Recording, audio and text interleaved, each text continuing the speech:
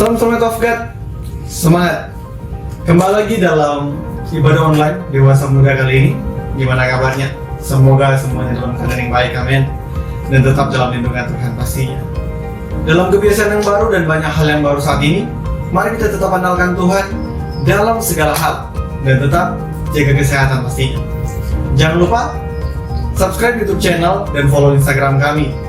Sekarang kita akan beribadah, silent atau matikan notifikasi smartphone, dan kita siapkan hati dan pikiran kita untuk beribadah kepada Tuhan. Selamat beribadah dan rasakan hadirat Tuhan memenuhi seluruh kehidupan kita, dan tetap semangat.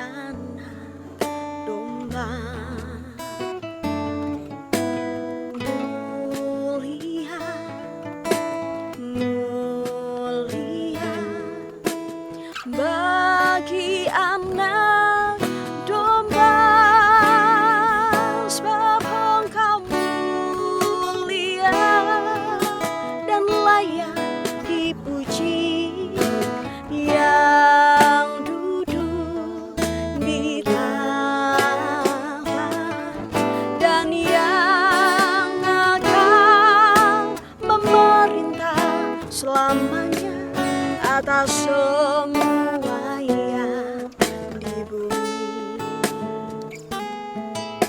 Mari sahabat IDF, kita sama-sama pujikan lagu ini dari awal. Mulia, mulia bagi anak domba. Mulia, mulia bagi anak domba.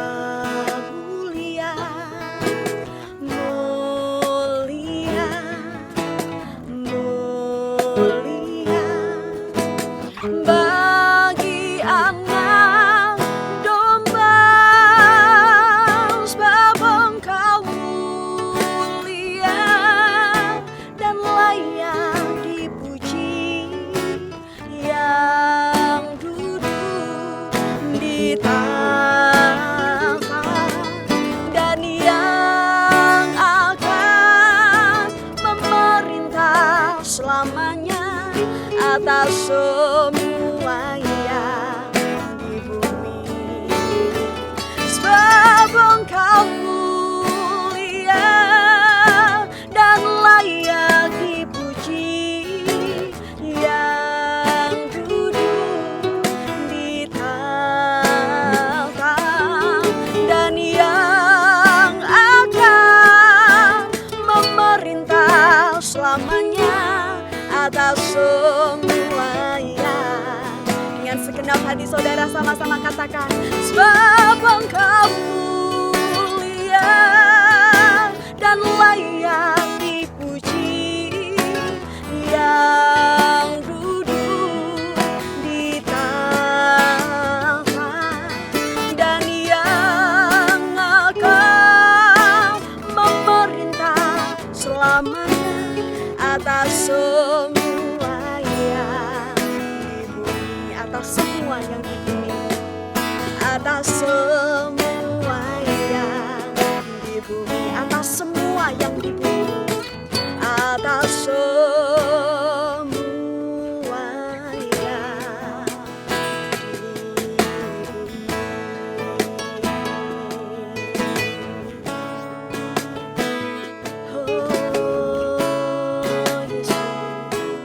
Kau yang memerintah bumi dan surga, kami sembah Engkau Tuhan dengan segenap hati kami. Haleluya, haleluya, syukur bagimu Yesus. Haleluya.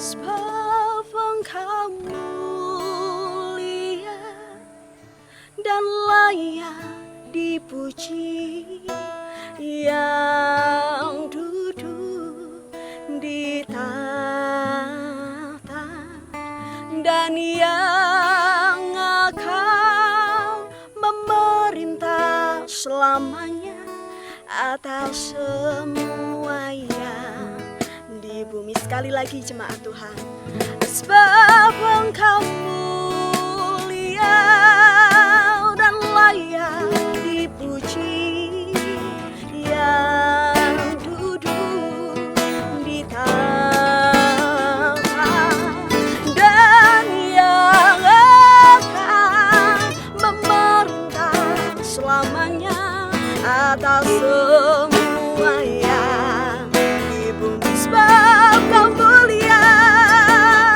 oh mulia dan layak dipuji, yang duduk di tahta dan yang akan memerintah selamanya atas semua yang di bumi.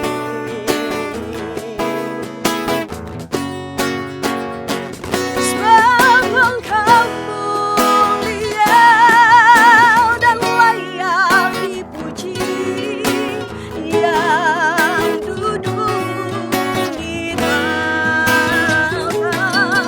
dan yang akan memerintah selamanya atas semua yang di bumi. Sekali lagi kita katakan, sebab Engkau mulia dan layak dipuji, yang duduk di tahta dan yang akan memerintah selamanya atas semua yang di bumi, atas semua yang di bumi, atas semua yang di bumi, atas semua yang di bumi, atas semua yang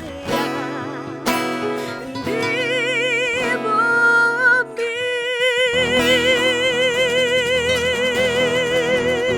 bumi. Terima kasih ya Bapa. Segala hormat kemuliaan hanya bagi Yesus Kristus, Anak Tuhan, Anak Domba Allah yang kudus, yang layak menerima segala pujian kami.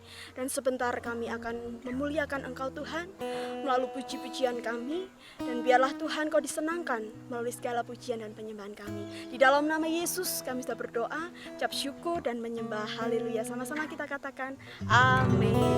Kasih yang begitu besar. Kita pujikan bersama-sama sahabat IDM.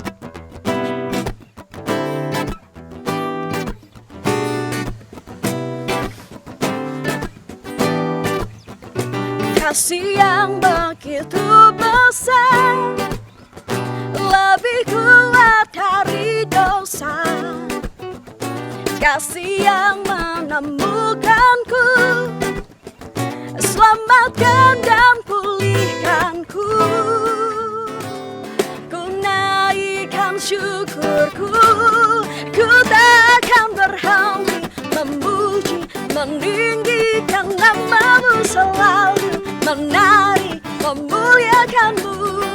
Dibebaskan, dibangkitkan, hidup yang kami dan kini hanya untuk-Mu.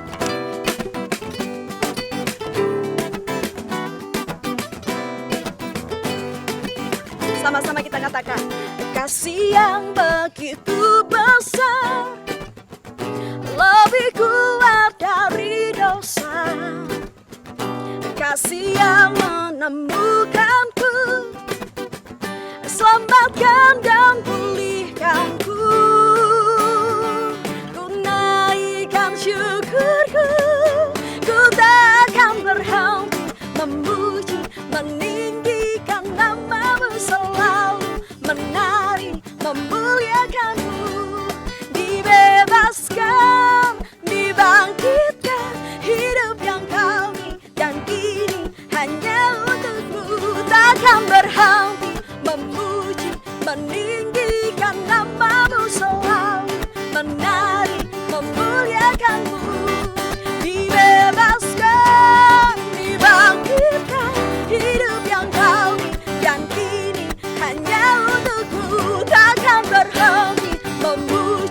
meninggikan nama-Mu, selalu menari memuliakan-Mu. Dibebaskan, dibangkitkan, hidup yang Kau beri, dan kini hanya untuk-Mu. Hidup yang Kau beri, dan kini hanya untuk-Mu. Hidup yang Kau beri, dan kini hanya untuk-Mu.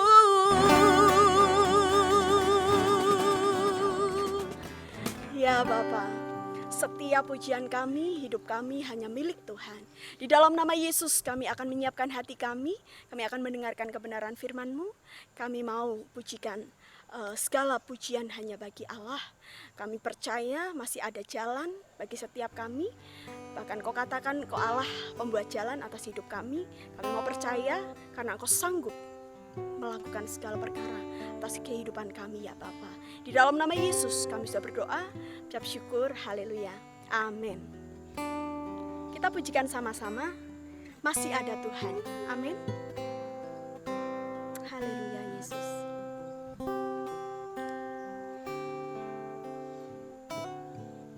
Gelaplah jalan di hidupmu,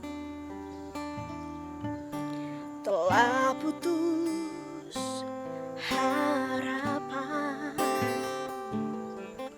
dengan semua kekuatanmu. Ku tak mampu mengubah sendiri,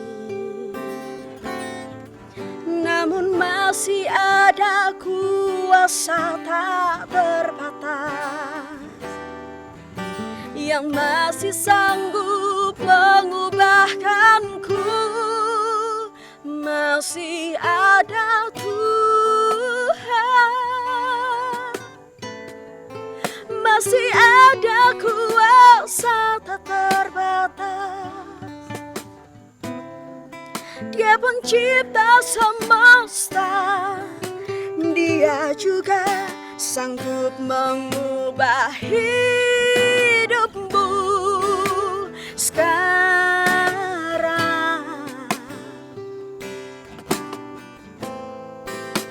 Masih ada Tuhan, masih ada jawaban. Dengan iman percaya kita pujikan lagu indah ya Allah. Telah jalan di hidupmu, telah putus harapan, telah putus harapan dengan semua kekuatanmu. Kau tak mampu mengubah sendiri, namun masih ada kuasa tak terbatas yang masih sanggup mengubahkanmu. Masih ada Tuhan, masih ada kuasa tak terbatas. Dia pencipta semesta, Dia juga sanggup mengubah hidupmu sekarang. Oh, masih ada Tuhan, percayai, masih ada jawaban. Kami mau mempercayai firman-Mu di dalam kehidupan kami ya Tuhan. Dan kami mau mengingat kembali bahwa setiap kami, bahwasanya pernah Tuhan tolong. Bahkan setiap hari Engkau menolong kehidupan kami. Kami mau terus mempercayai Engkau ya Bapa. Karena kami percaya masih ada harapan di dalam Tuhan. Hanya di dalam Tuhan Kau sanggup memulihkan setiap pribadi kami. Mungkin ada di antara kami yang saat ini sedang hilang harapan, tapi kami mau ya Bapa berbalik dan percaya, bertobat, menerima Tuhan kembali, Dan kami percaya Engkau sanggup memulihkan kehidupan kami. Oh, masih ada harapan, masih ada jawaban. Dia masih sanggup, Dia masih mampu, Dia masih Tuhan, Dia masih Tuhan, masih ada Yesus, masih ada Tuhan, masih ada kuasa tak terbatas. Dia pencipta semesta, Dia juga sanggup mengubah hidupmu sekarang.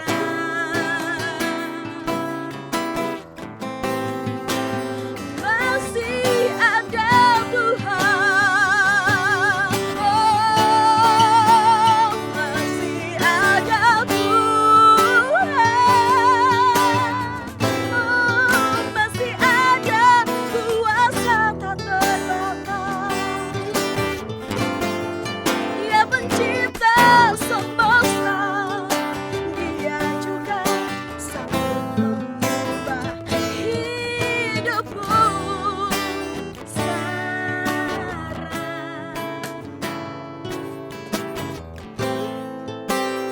Masih ada Tuhan,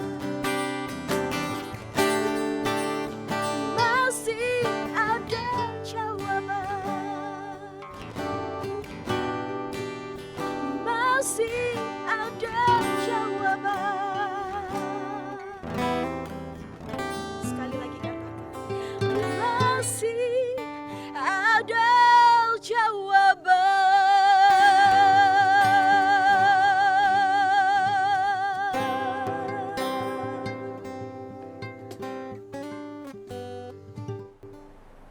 Shalom, Soulmate of God. Kita sudah memuji dan menyembah Tuhan. Tiba saatnya kita akan mendengarkan dari firman Tuhan. Sore hari ini kita akan diberkati oleh hambanya, hamba yang menjadi panutan dan cukup senior bagi kita semua, Ibu Pendeta Lindawati Godarsono. Mari kita simak, mari kita siapkan catatan, bolpen, semua yang bisa kita lengkapi untuk kita bisa menerima firman Tuhan dengan baik. Mari kita doa lebih dulu. Terima kasih Tuhan, sore hari ini kami sudah memuji dan menyembah Engkau Tuhan. Biarlah pujian kami, penyembahan kami menjadi dupa yang harum buat kemuliaan nama-Mu. Tiba saatnya kami mendengarkan sabda-Mu Tuhan. Kami ingin membuka hati untuk mendengarkan Tuhan bersabda bagi kami. Buka pikiran kami, pikiran hati kami, dan juga beri kami hikmat Tuhan untuk bisa mengaplikasikan yang Tuhan mau buat kami. Di dalam nama Tuhan Yesus Kristus, kami siap mendengarkan firman-Mu. Haleluya. Amin.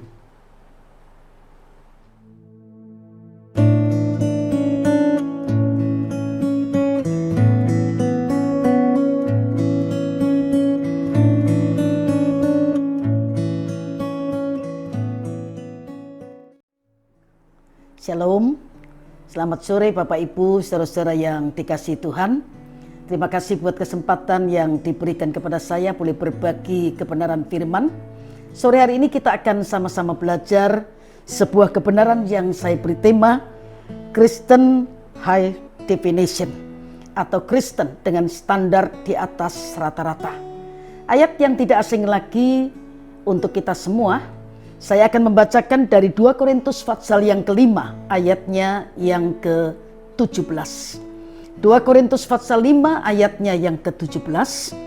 Jadi, siapa yang ada di dalam Kristus, ia adalah ciptaan baru. Yang lama sudah berlalu, sesungguhnya yang baru sudah datang. Kalau kita memperhatikan tulisan Rasul Paulus ini, Rasul Paulus kan tidak berkata siapa yang ada dalam gereja, siapa yang ada dalam persekutuan doa, dalam komsel atau ibadah di rumah masing-masing adalah ciptaan baru. Tetapi yang dikatakan ciptaan baru adalah siapa yang ada di dalam Kristus Yesus. Dalam gereja, persekutuan, komsel, ibadah di rumah masing-masing, mohon maaf, belum tentu ada di dalam Kristus. Bapak Ibu Saudara sekalian, sebuah perusahaan di Rumania menawarkan kepada para penganut Kristen Ortodok sebuah layanan yang memungkinkan mereka untuk mengirim doa kepada pendeta yang nantinya akan dibacakan di dalam doa, dalam ibadah. Nah, kalau sebelumnya mereka harus datang ke gereja dan menulis apa yang menjadi pergumulan mereka untuk didoakan, maka sekarang mereka tidak perlu lagi pergi ke gereja. Mereka cukup menulisnya langsung di internet. Tetapi permohonan doa melalui internet ini tidak gratis. Para penganut tersebut hanya perlu membayar 34 US dollar per pekan atau per minggu agar doa mereka bisa dibacakan oleh pendeta.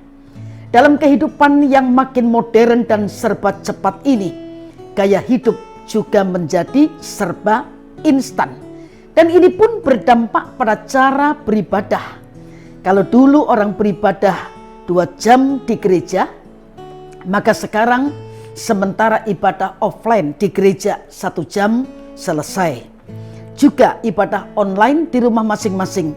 Ya, saya berkata ibadah online dan bukan nonton ibadah online. Ya. Alkitab mencatat bagaimana gaya hidup jemaat mula-mula. Mereka selalu berkumpul bersama-sama, memecahkan roti dan berdoa bersama-sama. Dengan gaya hidup seperti ini, kita melihat mujizat terjadi dan banyak jiwa yang datang untuk menyembah Tuhan.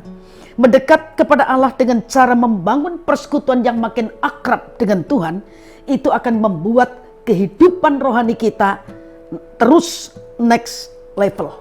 Dalam dunia teknologi, televisi yang baru adalah HDTV. Ya, kelebihan HDTV memiliki layar yang lebih lebar, resolusi lebih tinggi daripada TV biasa. Dari sisi suara, HDTV menggunakan sistem Dolby Digital, ya, yang kualitasnya tentu tidak usah diragukan lagi. Dengan kata lain, gambar yang dihasilkan jauh lebih jernih dengan kualitas suara yang lebih hebat daripada TV konvensional atau TV biasa. Bapak Ibu Saudara sekalian, kekristenan seharusnya juga mampu menghasilkan kualitas yang high definition. Semakin dekat kita dengan Kristus, itu akan membuat gambar, kualitas suara kita sebagai orang Kristen menjadi lebih jelas dan menjadi lebih berkualitas.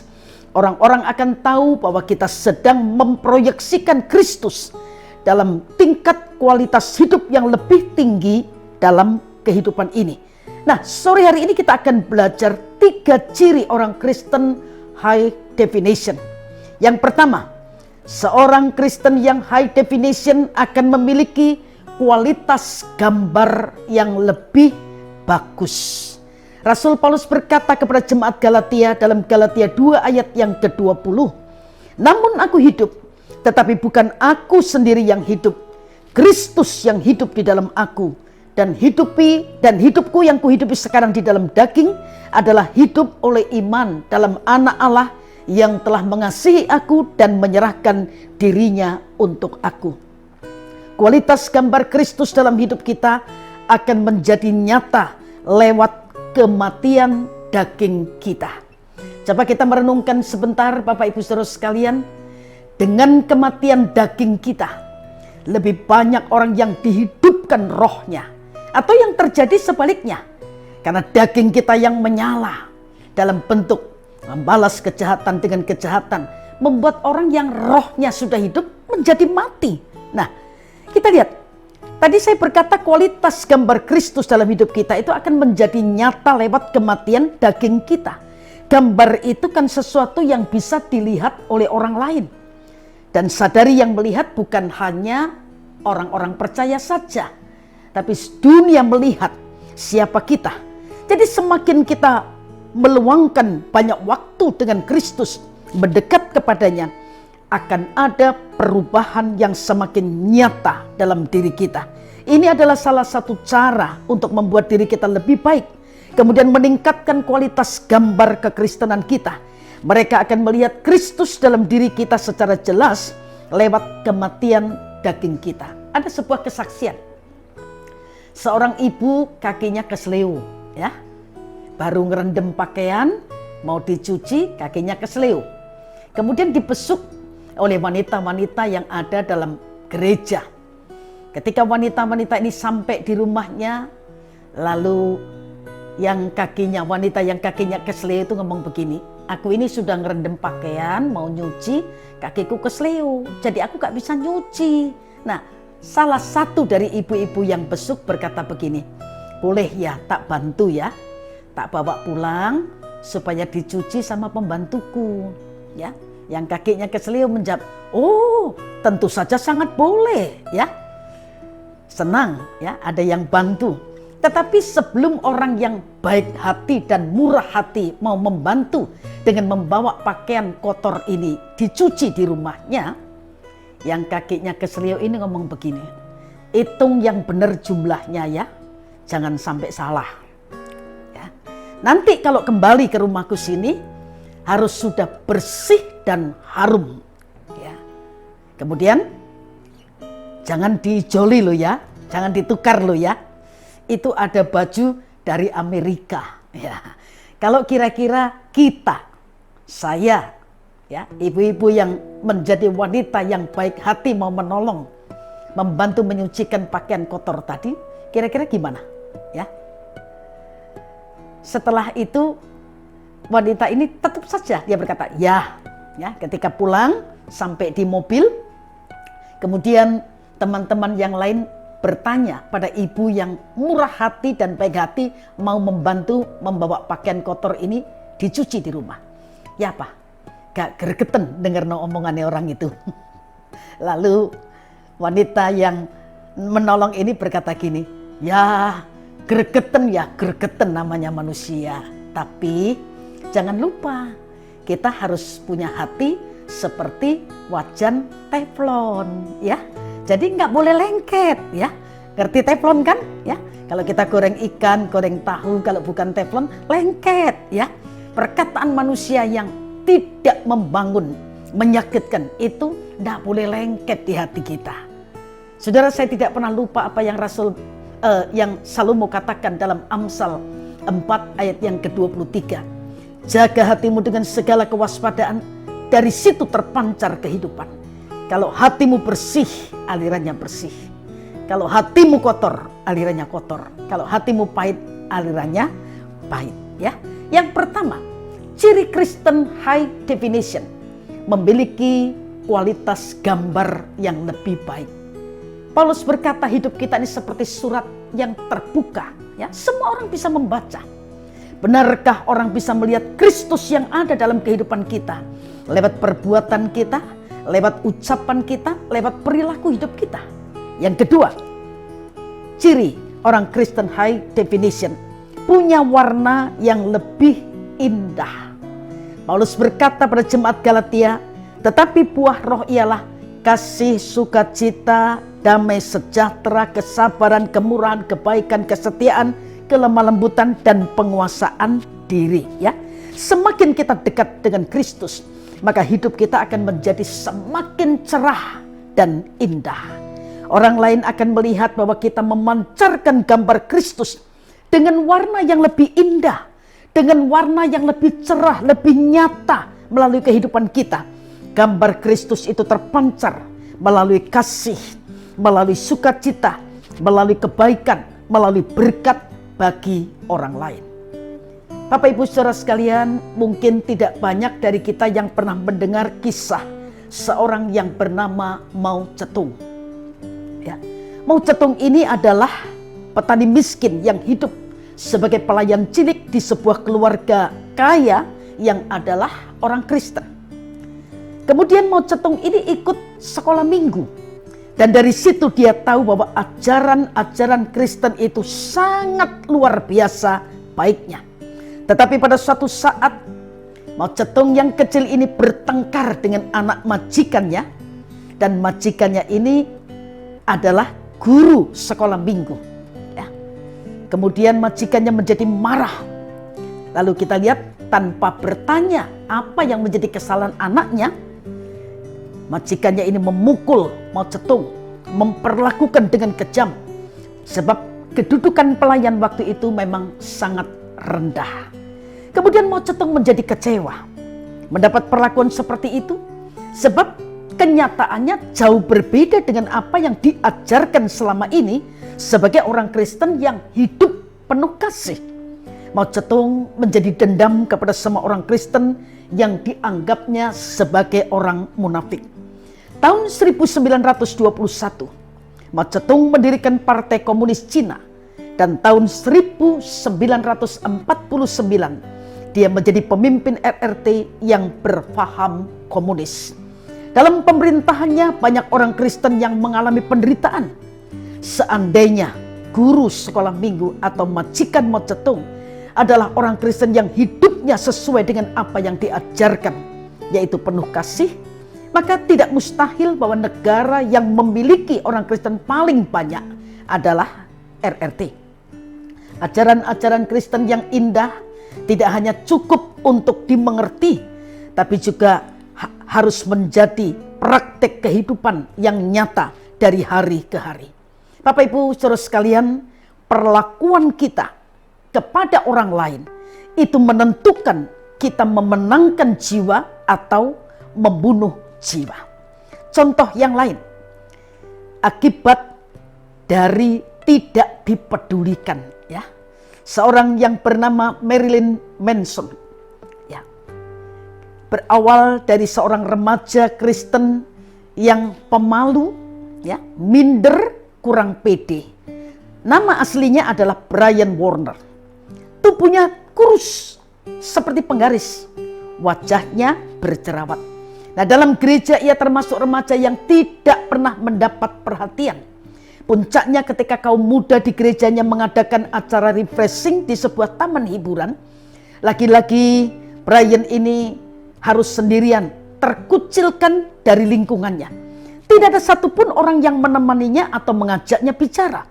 Seakan-akan Brian tidak pernah ada di situ. Hal itu terlalu menyakitkan bagi Brian, sehingga 3 bulan kemudian Brian mundur dari gerejanya. Bertahun-tahun kemudian, Brian, remaja yang penuh sakit hati terhadap gereja ini, tumbuh menjadi seorang pria yang sangat populer. Dia mengganti nama Brian dengan nama seorang cewek yang bunuh diri, yaitu Marilyn. Kemudian nama Warner diganti dengan Manson, ya, yang merupakan nama seorang pembunuh bertopeng. Kemudian Brian membentuk sebuah grup band yang sekarang memiliki jutaan fans di seluruh dunia. Dia adalah Marilyn Manson, ya, seorang yang menyebut dirinya maha bintang antikris.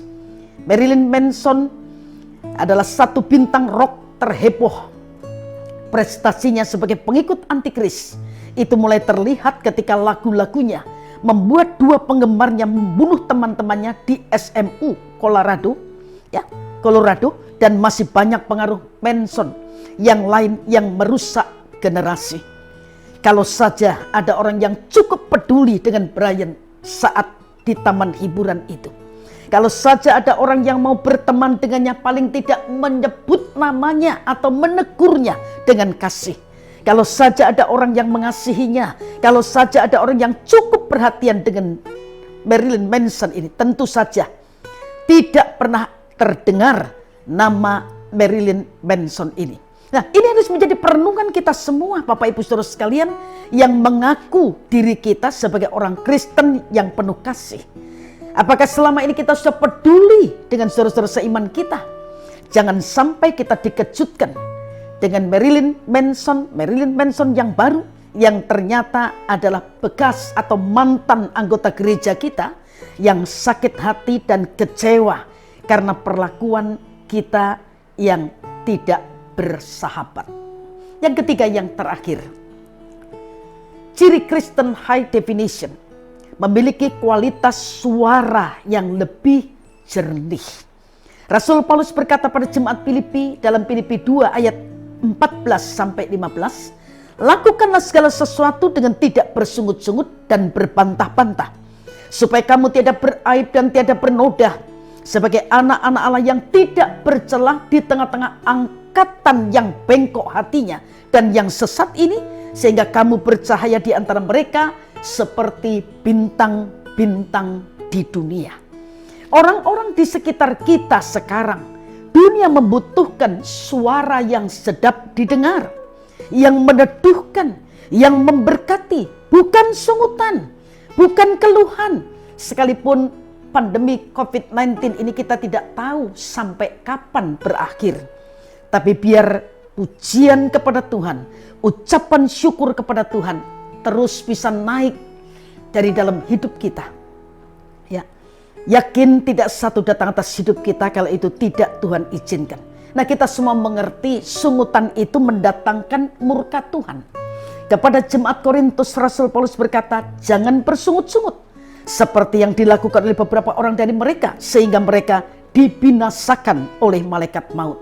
Tentu yang kita undang adalah malaikat yang bawa berkat, bukan malaikat maut, ya.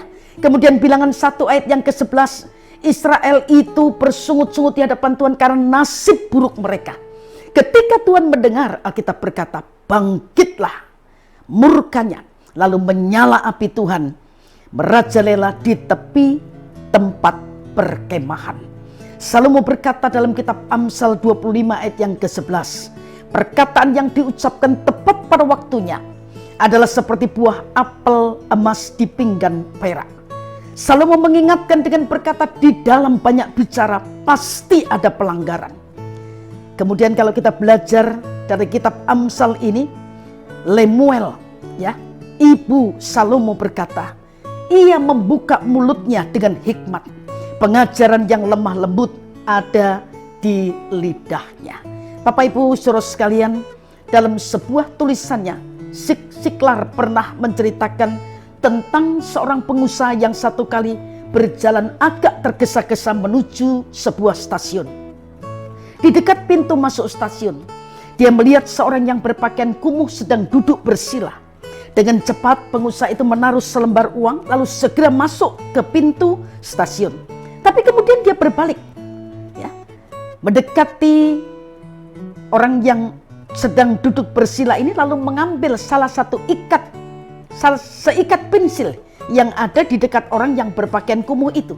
Dan pengusaha ini berkata, maafkan saya Pak, saya tidak melihat pensil yang Anda jual. Saya tahu Anda juga seorang pengusaha seperti saya. Anda juga punya sesuatu untuk dijual dengan harga yang sudah Anda tetapkan. Pengusaha itu mengangguk, lalu segera lari menuju ke atas kereta. Beberapa bulan kemudian, Bapak Ibu saudara sekalian, pengusaha itu disapa oleh seorang salesman dengan berpakaian rapi. Lalu orang yang berpakaian rapi ini berkata pada pengusaha itu, mungkin Anda sudah lupa dengan saya, tapi saya tidak akan lupa dengan Anda yang telah mengembalikan nilai diri saya. Dulu saya memang seorang gelandangan yang berjualan pensil di depan stasiun sebelum kemudian Anda datang dan menyebut saya sebagai seorang pengusaha. Bapak Ibu saudara sekalian, kita lihat hanya dengan satu kalimat hidup seseorang itu bisa berubah. Hidup seseorang di sekitar kita bisa berubah karena perkataan kita. Perkataan yang negatif, cemoohan akan membuat orang lain putus asa, orang lain down, dan bisa mengubah seorang yang punya potensi juara menjadi pecundang. Tetapi kata-kata yang positif, yang memotivasi, yang memunculkan pengharapan dapat mengubah seorang penjahat atau orang yang selama ini dianggap tidak berguna menjadi seorang pemenang. Kalau Bapak Ibu Saudara masih ingat kisah yang dicatat dalam Injil Lukas, ya, perwira di Kapernaum itu butuh satu patah kata saja yang diucapkan Tuhan. Tentu satu patah kata dari Tuhan yang penuh kuasa. Nah, kita belajar dari Tuhan Yesus, ya. Kita mengurangi banyak bicara ya, sebab di dalam banyak bicara pasti ada pelanggaran ya. Seseorang pernah berkata, wanita itu memang punya perbendaharaan berkata-kata cukup banyak ya.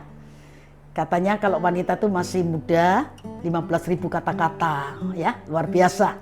Kalau sudah lansia 25.000 kata-kata ya. Makanya kalau punya mertua cerewet, maklum ya, perbendaharaannya banyak.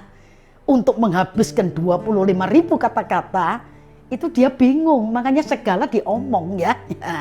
Belajar menerima dan memahami orang lain yang Tuhan tempatkan di sekitar kehidupan kita ya.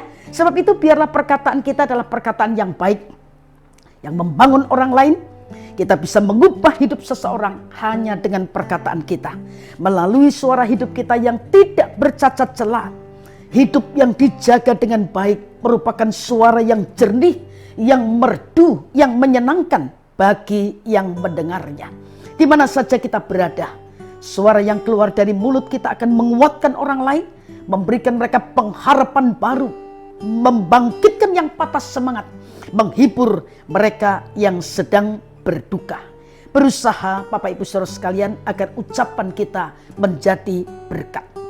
Seperti Petrus berkata kepada orang yang lumpuh, ya, emas perak aku tidak punya, tapi apa yang aku punya aku berikan kepadamu. Demi nama Yesus Kristus, bangkit dan berjalanlah. Betapa indahnya kualitas suara seperti ini. Bukan hanya membangkitkan iman, tapi mendatangkan kesembuhan. Sebab itu biarlah perkataan kita adalah perkataan yang baik dan membangun orang lain. Nah, sore hari ini kita bisa bercermin dari kebenaran firman yang kita dengar. Bagaimana kualitas kekristenan kita sekarang ini? Apakah kekristenan kita sudah atau perlu di-upgrade sampai mencapai pada kualitas high definition? Batasan yang tinggi melebihi rata-rata, melebihi standar rata-rata. Jadi saya ulang, 3 ciri orang Kristen high definition. Yang pertama memiliki kualitas gambar yang lebih bagus.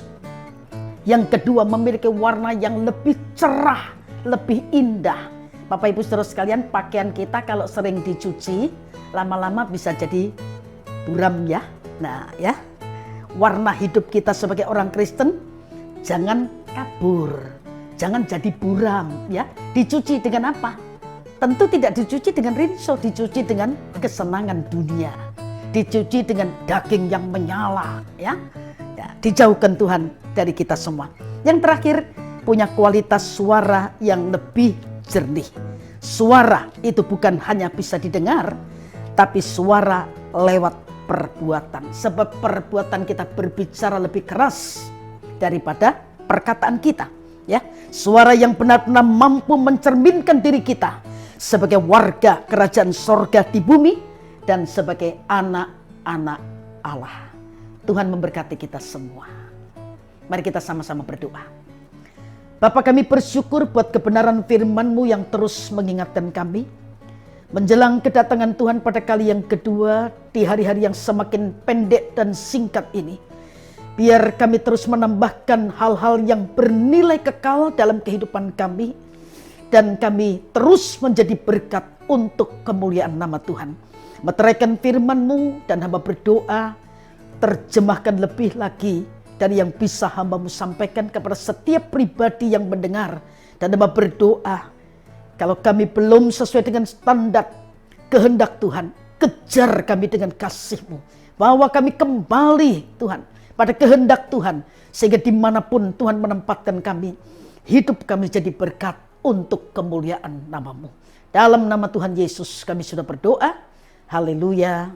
Amin.